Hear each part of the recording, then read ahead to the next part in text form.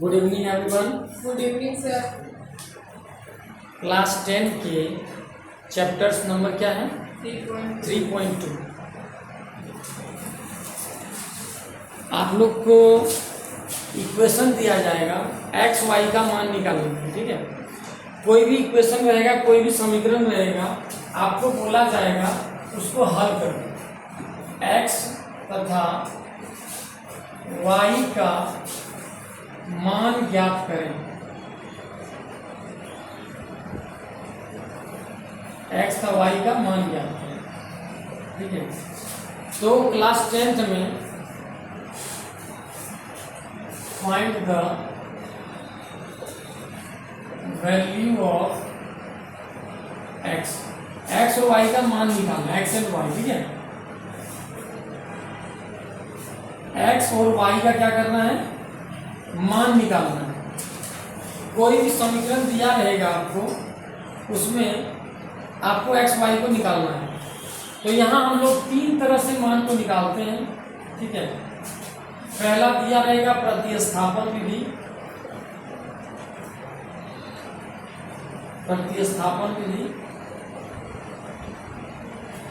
दूसरा रहेगा विलोपन विधि,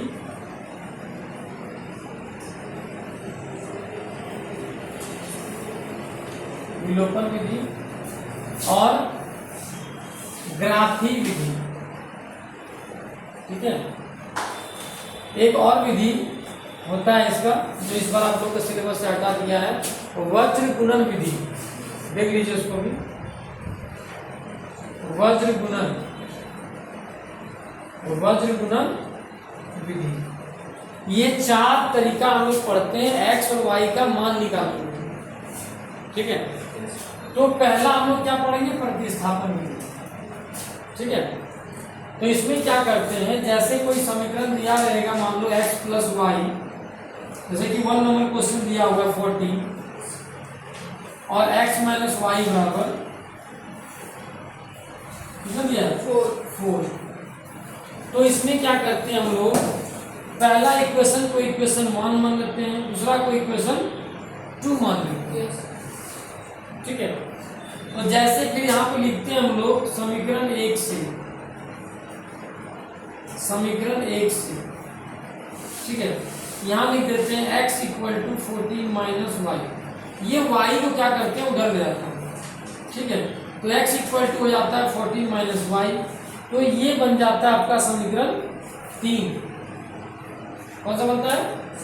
समीकरण 3। अब आपको क्या करना होता है, तो इस पर बात करेंगे हम लोग। पहले x का मान लिख देते हैं,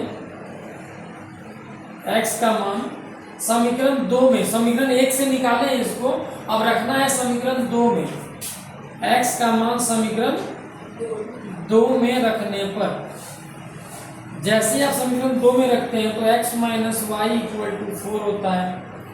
तो जहां पर y है, जहां पर x है, ये x का मान है ना, जहां x है वहां रखना है आपको y, यानी कि 14 माइनस वाई। समझ में आ रही है? यहाँ पर था x माइनस वाई बराबर 4 और यहाँ हम लोग निकाले हैं x equal to 14 minus y, यानी कि जहाँ पर x रहेगा वहाँ पर हम लोग को क्या रखना होगा? 14 माइनस वाई, ठीक है, माइनस वाई इक्वल टू 4। तो अब क्या कर देंगे फिर हम लोग, माइनस वाई हो जाएगा आपका माइनस 2y इक्वल टू 4 और 14 माइनस 2y, ये 14 डल जाएगा तो क्या हो जाएगा? माइनस, तो 14 माइनस 4 कितना होगा? Minus 10 minus 2y, minus minus cancel, then y equal to 10/2, then 2 5 जो 10। तो y का वैल्यू क्या निकल गया आपका? 5। अब y का वैल्यू आप समीकरण 3 में रख दीजिए। y का वैल्यू समीकरण 3 में रख देंगे तो 14 माइनस वाई, y का वैल्यू कितना निकला है? 5 निकला है। 14 माइनस 5 क्या हो जाएगा? 9। तो आपका वैल्यू हो गया x इक्वल टू 9 और y इक्वल टू 5। ये आपका आंसर आ गया, ठीक है। ये पहले प्रतिस्थापन समझिए, फिर आपको दूसरा बताते हैं।